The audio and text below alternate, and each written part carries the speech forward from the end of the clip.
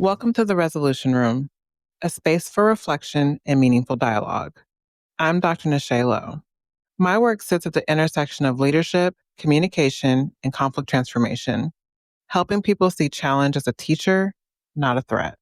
Each episode invites you to look closer, think deeper, and lead with greater intention. Because resolution isn't the absence of difficulty, it's learning to move through it on purpose. Let's get into it. Why are so many teams stuck in reaction mode? Why do so many leaders confuse managing tasks with actually leading people? In this episode, I sit down with organizational change strategist Alexis Felton, founder of Alter EQ, to unpack the hidden costs of values-misaligned leadership and why most workplace friction isn't a skills gap, it's a care gap. Together, we explore the psychology of resistance, the emotional toll of misalignment, and the simple but radical truth that leadership begins with how you show up, not what you know. From corporate burnout to authentic connection, this conversation reframes change management as a human practice, one built on empathy, intentionality, and the courage to lead with care, even when it's inconvenient. If you've ever felt like you're constantly putting out fires, questioning your impact, or wondering why good ideas stall inside good organizations, this episode will help you reset your definition of leadership from control to compassion and from reaction to rhythm. All right, Alexis, can you please introduce yourself? Absolutely. Thank you so much for having me, Nashay. My name is Alexis Felton. Where do I even start? I have been in my career for 23 years, which sounds crazy to say out loud. I am extremely passionate about a few things: organizational change management and helping people find their voice and authenticity, and program management. So when I introduced myself, I spoke last week at the PMI Global Summit. And when I introduced myself, I said, I'm a weird mix between very type A and rigid and a people person. So that's how I describe myself. I'm somewhat of a unicorn in that. I have recently started my own boutique consulting business called Alter EQ. And my whole mission is to help people find who they are genuinely and kind of cut out there's dozens of really great books on leadership and development, but you still have to know who you are and in order to apply all of that great advice. And so that's kind of my mission. I was born and raised in San Jose, so I'm always going to be an East San Jose girly, but I currently live in Austin. Yes, Bay Area stand up. I'm also like, any music from the Bay Area comes on, I lose my mind. It's the same. It's so funny. Like, I feel like my boyfriend doesn't even know who I am when that happens. He's like, wait a minute. Yeah. Yes. Same. My husband and I were driving and I had a playlist that was just Bay Area music. And he was like, I don't really know what to do with this energy. It's a very special type of music. That's hilarious. It is. That's hilarious. Okay. So from your experiences, especially your consulting experience, what's one small leadership behavior that instantly signals to employees that I care? This is going to sound so simple, but it's actually really difficult. It's asking someone how they're doing and then genuinely listening for their response. So what I see is leaders will ask, how are you doing? And then they'll either rush the response or someone will respond and they'll give an answer that a leader doesn't quite know what to do with. And so they'll pivot and they'll move on. And what happens is you then undermine the entire interaction. So the next time someone asks, or the next time you ask that person, how are you doing? They're not going to give you an honest answer because there's no psychological safety there. This happened to me with a leader shortly after Philando Castile was killed. I had a one-on-one with my manager and he asked me how I was doing. And I was like, frankly, I am struggling. And I explained why, and I had just watched the video. And so it was very emotional.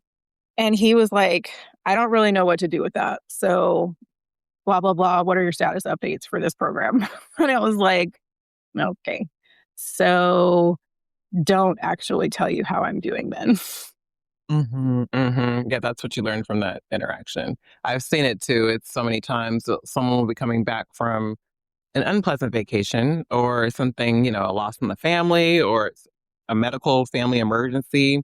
And it's all of 5 seconds that you just ask, how are you? And then you expect it to just be a fine. And when it's anything past that, it's back to business. I wonder, I get that we want to be professional in our jobs and things are slowly shifting where we're getting a lot more personal in our jobs, right? And I think that it is a healthy balance to not carry everything in the personal life into the professional space. However, I mean, how do we balance just being human and just being professional at the same time? Yeah, I think there are ways to let people in without oversharing, because that is in itself another sort of leadership behavior that doesn't work, is the overshare.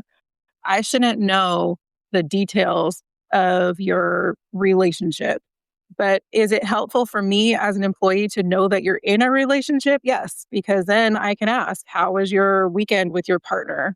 As a leader, I can ask a more informed question. I'm not going to get into the details of how and where did you meet and what do you fight about and what's his favorite color? So it's about creating a connection without creating that awkward, okay, TMI. Hmm. Yeah. I mean, that's even hard enough to balance with your friends, right? Like Yeah. sometimes the overshare. I'm a classic oversharer with my friends, and they'll prompt me. Exactly. Yeah. I had to not outgrow that, if you will, but I had to learn that some things are okay to keep to yourself. Yeah, yeah. Yes.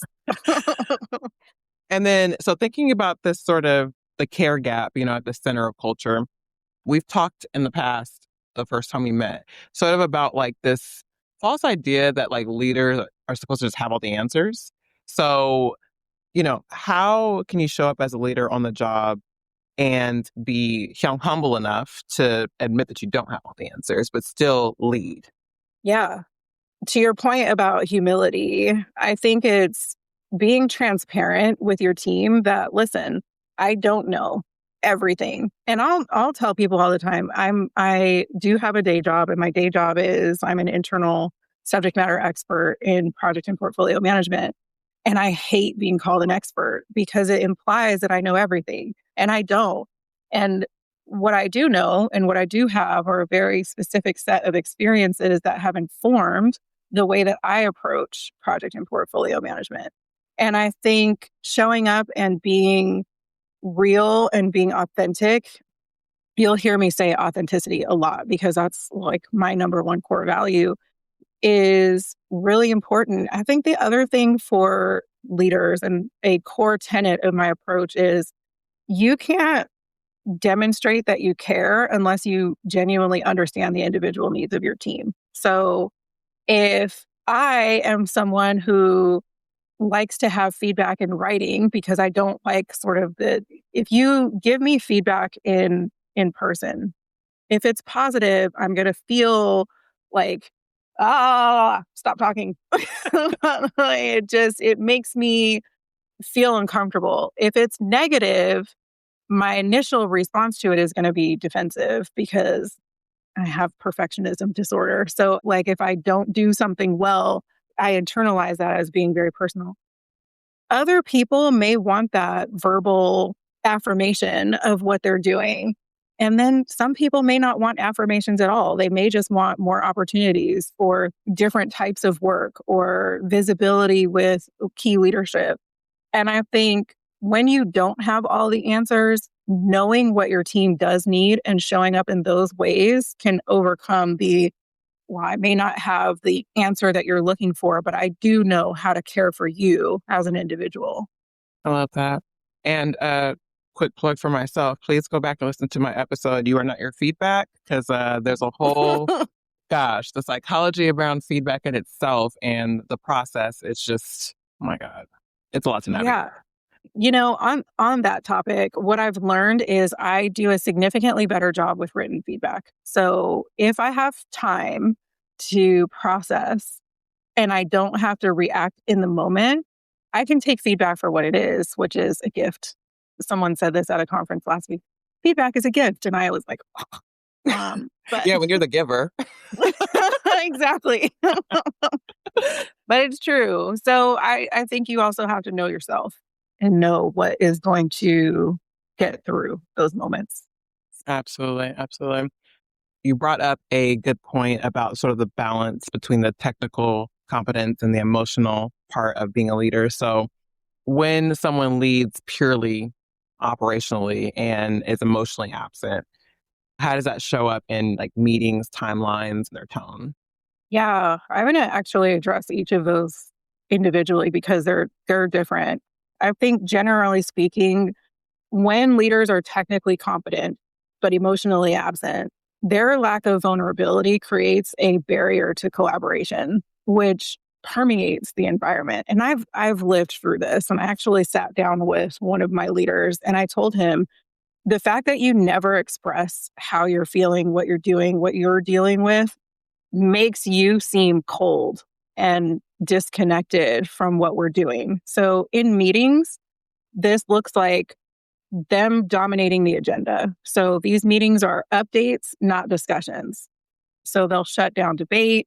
They'll answer things with dismissive tones like, oh, I hadn't thought about that, or why didn't you think of this? And it doesn't feel like a conversation. This will absolutely teach their team that their input is not valued. And so what happens? They'll stop giving their input. On things like timelines, they are absolute, inflexible, and focused on the output, not the effort. And what we have to remember is when we're asking people to do things, especially things that are technically difficult, the effort that goes into that needs to be recognized, not just the output of that. So leaders will never ask, what hurdles are you hitting? Or how can I help you move an obstacle? They'll just ask, why isn't this done yet? And what I've seen time and time again is people will then hide what's actually going on. And so they'll do things, they won't report issues, they won't report risks, they'll cover things up, they won't take accountability when things go wrong.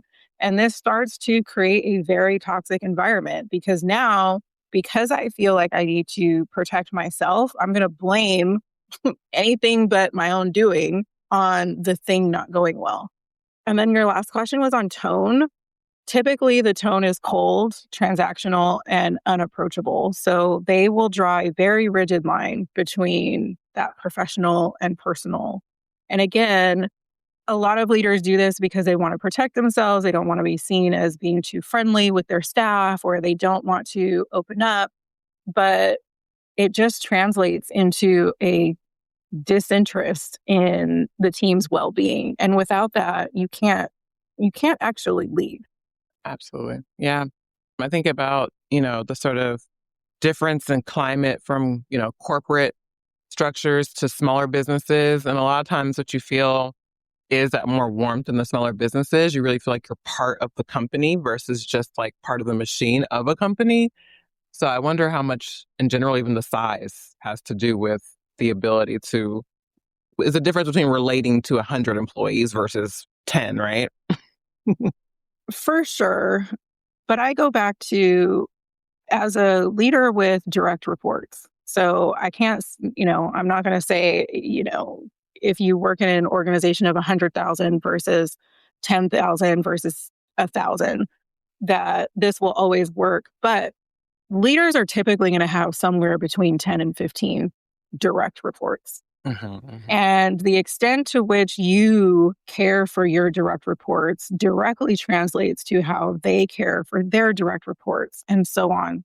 Right. And so as leaders, our sphere of influence may be 100,000 employees, but our immediate charter are the people who we have direct alignment with. So if I'm someone who is combative and rigid and unapproachable, guess what? My leaders are going to be that way with their teams. Or I'm going to create a really terrible environment where my leaders are talking about me negatively to their direct reports, which also is not good for company culture.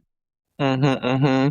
When you go into an organization and sort of assess the current climate, what's your quick litmus test for whether people feel heard or merely managed?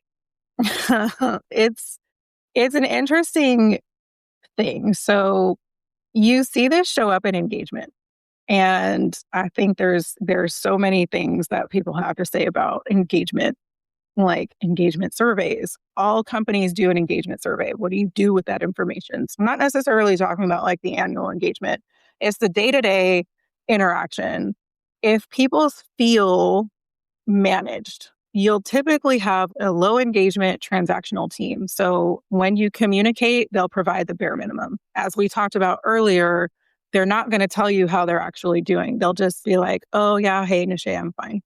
Or, oh, yeah, my weekend was great. And if you have to sort of tune your ear and your brain to listen for the signals. So when you get sarcastic responses like, I'm living the dream, or I'm still here, like that starts to, okay, something is amiss. From a participation perspective, they will stay rigidly within the boundaries of their role. So anything not within their scope of responsibilities is not something that they're going to sign up for. And then I call it the vibe check. So if you're in person, you can kind of see, are people talking to each other? Like, what is the energy? Do they have personal things on their desks? Are they having lunch together? Like, what is the vibe? A lot of companies are remote. And so I look at what's the vibe in your electronic communications? So do you have Slack channels that are dedicated to fun things? So for instance, we have a Peloton channel, the company that I work at. I love Peloton. That channel is nearly silent. So are most of the other fun, non-work related channels, because we're in a moment in the organization where there is a lot of uncertainty. There's a lot of anxiety about what's coming and what's happening next. And so people will retreat from those things because they don't feel like they have the time or the psychological safety to invest. Right. Yeah, makes sense. I mean, again, it's one of those, you spend so much time at work, technically, and you want to create a boundary between your work life and personal life. To thrive in your professional life, you also need elements of community outside of the work itself, right? But like you said, myself included, even when those things exist, I find myself getting like still anxiety, like every time I hear the alert go off, or I'm like, ah, like this group again, like I'm not part of Yeah. this joke. Or like, why is Yeah. like there are like 10 pictures of people's cats and dogs? Like that stuff starts driving me crazy separately from the work Mhm. part. Yep. Yeah, and you absolutely have to pick and choose what you engage with. I also we could do a whole other episode on being women of color in workplaces that are predominantly not um, persons of color, because to your point, you have a whole Slack thread about music that we can't relate to. Like, where's E40 and Too Short? Because I don't know any of the artists that you just like named, Hmm. and that can be very isolating. But that's a whole other topic.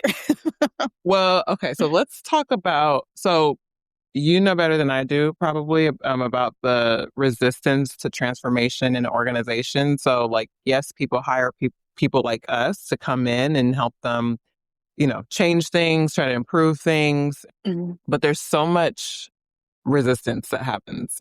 I think that's human nature, right? To resist any kind of change to your regular behaviors. So Mhm. what's the biggest misconception about resistance you've seen when you go into an organization? Oh man, I'm going to say this and it's going to sound crazy. I think for me, the biggest misconception about resistance is that it has to be hidden, feared, mitigated, and that you have to have a plan.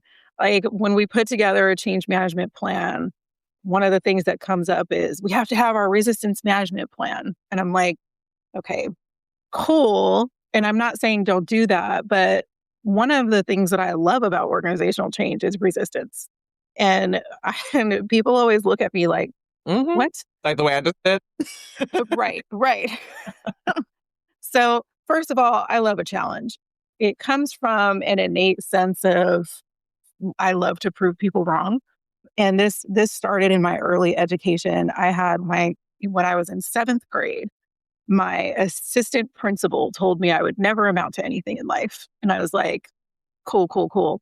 The next year in 8th grade, I got straight A's. And partially because I knew, even at that young age, I've been petty since birth.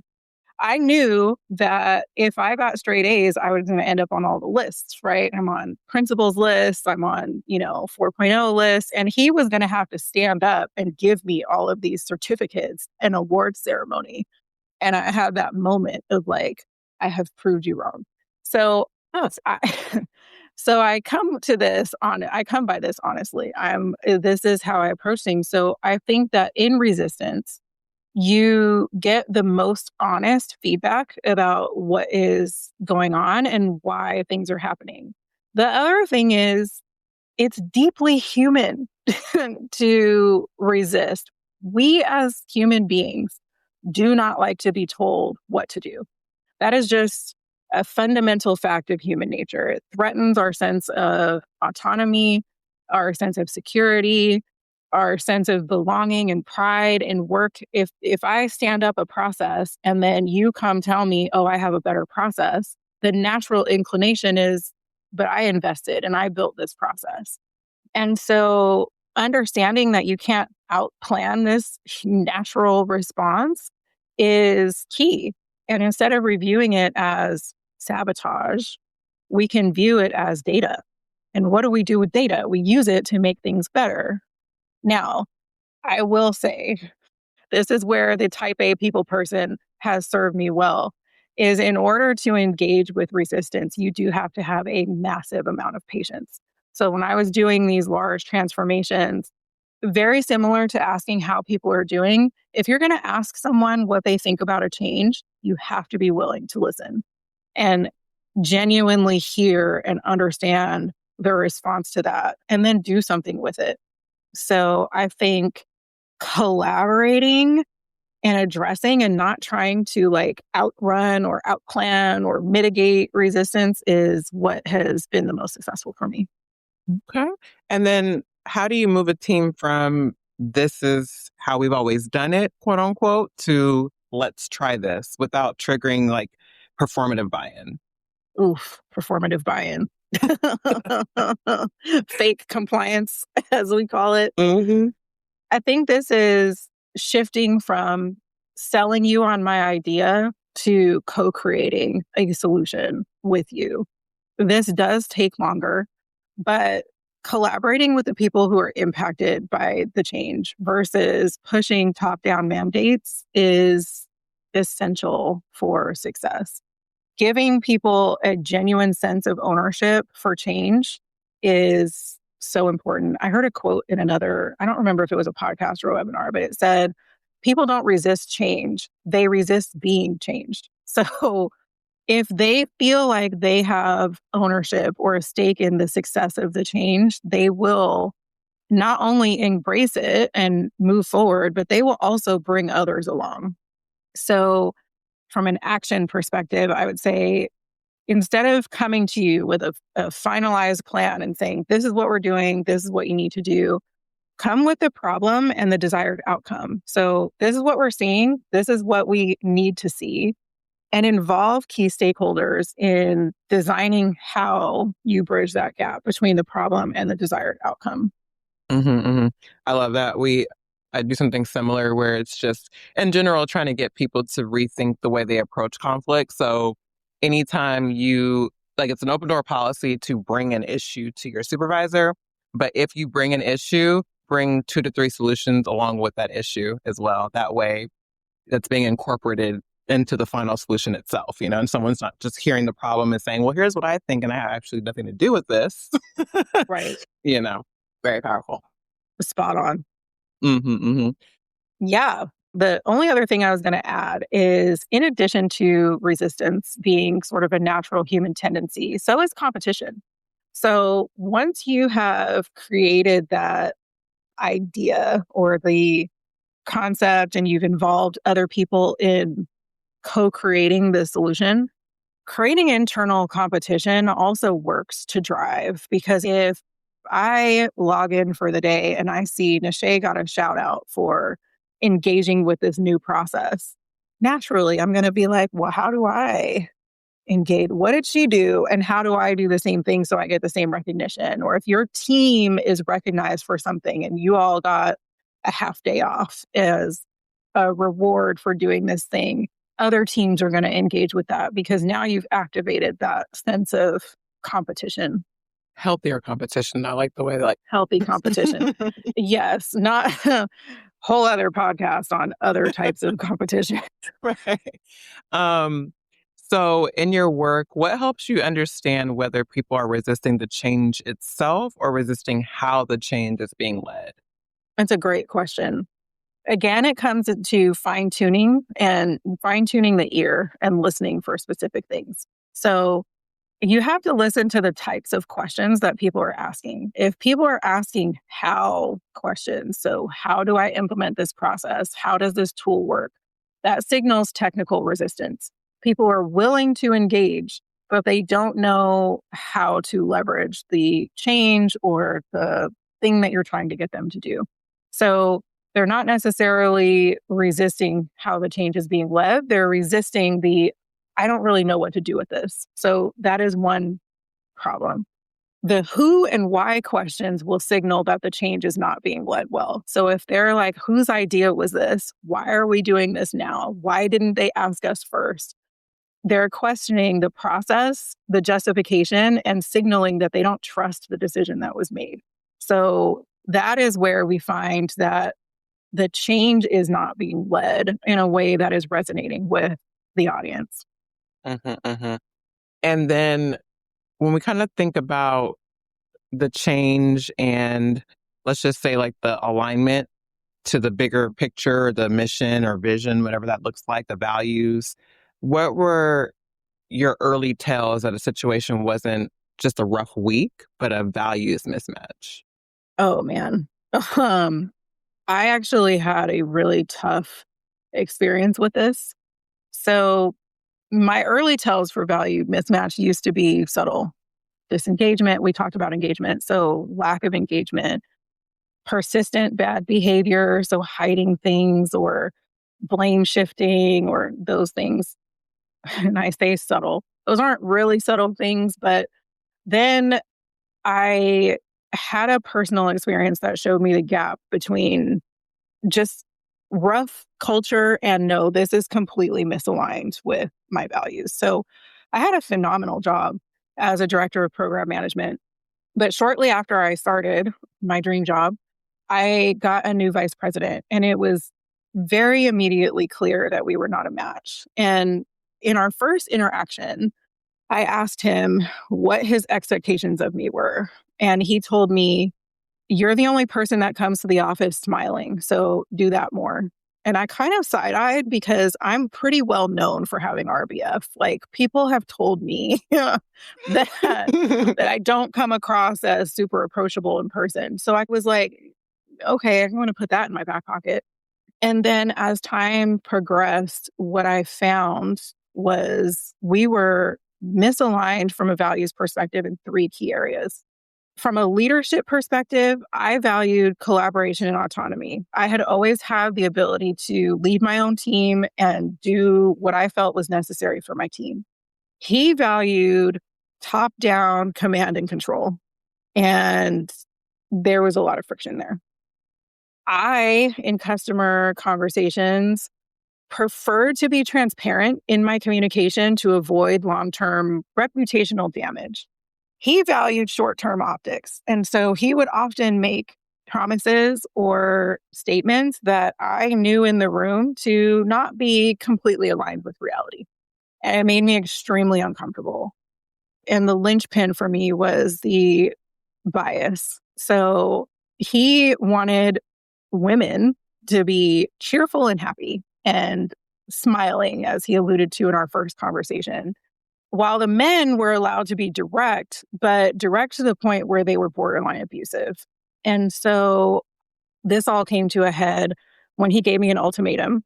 He told me I needed to terminate one of my female program managers for reasons I did not agree with. And when I said no, he said that if I didn't, he would view that as an indictment on my leadership style and he would terminate me instead. And I'll never forget how that made me feel, how it made my program manager feel. And I left that job shortly after without a job to go to because it was such a wide gap between my values and his behaviors. And I just couldn't exist in that environment anymore. Wow. Wow. That's powerful. um, I'm curious then, how do you sort of push back on poor leadership without getting labeled as difficult? This is really hard. And I think it's even harder for us as women because, as women, we're naturally sort of labeled as emotional and hysterical if we if we are passionate about something. And so I try very hard, and I'm not going to sit on this podcast and say that I do this perfectly because that would not be the truth. What I try what I try to do is to frame the issue as a risk to a shared goal and focus on process, not personality. So addressing the issue, not the person. So instead of, you are terrible at this and I don't agree with your style, it's we have this thing that we need to get done. And the experience that I have and what this is signaling to me is that we need to do these things to move this thing forward versus attacking the person, which I have absolutely done wrong. So I have experience in doing this the wrong way because I also had for a long time an innate need to be right. And it was like, no, I'm going to keep coming at you individually until you see that I'm right. It doesn't work. It's exhausting. It's taxing. So again, focusing on the issue and not the person is the best way to do that. And then, and I say this with all kinds of hypocrisy, detaching emotionally from the issue to the extent that you can and showing up with facts, not feelings, is also the best way forward. Now, again,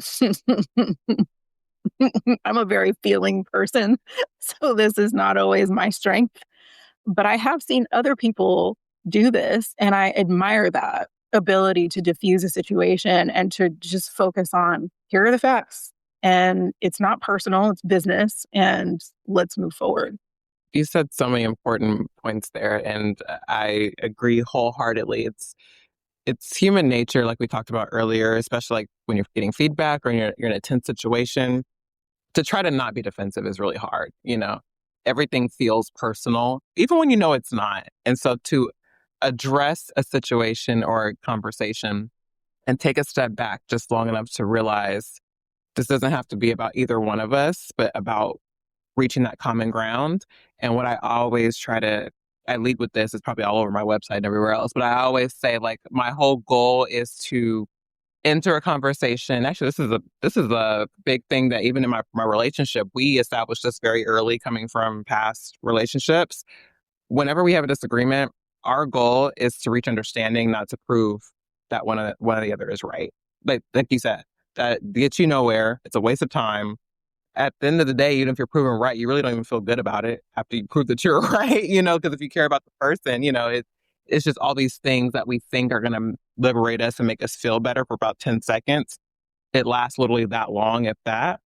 And then we're left doing what? We still have to come to the common ground. We still have to move forward. And so you said so many important parts, and especially the skill that you have to practice is that separation. I love the language you were using of talking about the issue or the task itself versus the person. That you language, the word you gets really personal, like it sounds harsh. Really fast. Yep. But yes, so many important parts there. And it's difficult to navigate. It really does take time. And I think one thing I would just add to that is the idea of positive intent, just meaning we're all going through our own little events of the day. We have no idea what the other person's going through as well. Not that it gives them leeway to treat you or say anything crazy to you, but at the same time, if we can assume that this person is just not trying to just be a hole right now, and they're probably just as passionate about their position as you are about yours, when you have that coming from two different sides, of course you're going to have friction. Yep. It's great that you brought up the topic of language because that's also extremely important. And I've learned some key phrases over the years. So instead of introducing negativity unintentionally into a conversation, so instead of saying, let's just say for the sake of argument, because now you've triggered argument. Now you've put out there that this is something that we have to fight about, right? So I've learned to say, for the sake of discussion, let's have a conversation. And then when I'm trying to introduce a counterpoint, instead of saying something like, you're wrong and here's why, which I can neither confirm or deny I have said, but I've learned to say, can I offer a different perspective? And that shuts down the resistance because I'm not challenging your perspective. I'm acknowledging you have your perspective, but I also have a perspective. And can I offer an alternative? And if they say no, then you just kind of have to live with that. Like, if they say no, I'm firm in my decision, I'm firm in my position, then okay, you're not going to get anywhere in that conversation. But I've literally never had anybody say no. Yeah, I mean, like, it's about creating that safe space. And I think once we do lower the sort of hyper defensive mode or feeling in the air, you'd be surprised how much people are kind of willing to be a little more open as well, you know? Absolutely. But in speaking of that, like this whole sort of difference of perspective and personality and all these things. So the idea of what works for me won't work for you, that goes across relationships, but especially in at workspaces. How do you translate principles into personalized, repeatable behaviors for different personalities? A lot of conversation. I think, again, I'll go back to you. If you're going to invest the time, you have to be willing to be patient and to understand. There are so many nuanced things also that you have to understand about people's personalities. There are a number of great books that I have read. Dare to Lead by Brene Brown is one of my favorites because it kind of talks about staying in your authenticity while dealing with different behavior types. There's a number of different behavior personality questionnaires, Myers-Briggs, Clifton Strength Finder, but ultimately it's conversation. Now, I have just shameless plug. I have just created a workshop that is kind of designed to tease this out over 6 sessions over 10 weeks to really dive into that personalized who are you? And how do we leverage not who I am, not who Nashay is, not who Brene Brown is, but who are you? And how do we take all of the great things that exist in the world that tell us how to behave and personalize it for who you are? And what I mean by that is, listen, if you're not a morning person, I'll say, I'm not a morning person. So my 8 o'clock on my calendar is blocked. Don't schedule stuff. Don't ask me for anything. And if you do, please know you're not going to get the best version of me. I know this about myself. So I'm able to put guardrails and things up in place because I know that.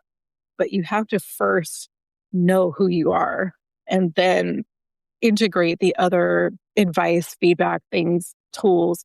So that's what my workshop aims to do. That sounds amazing. I love it. I'm so excited about it. Wait, when is it available?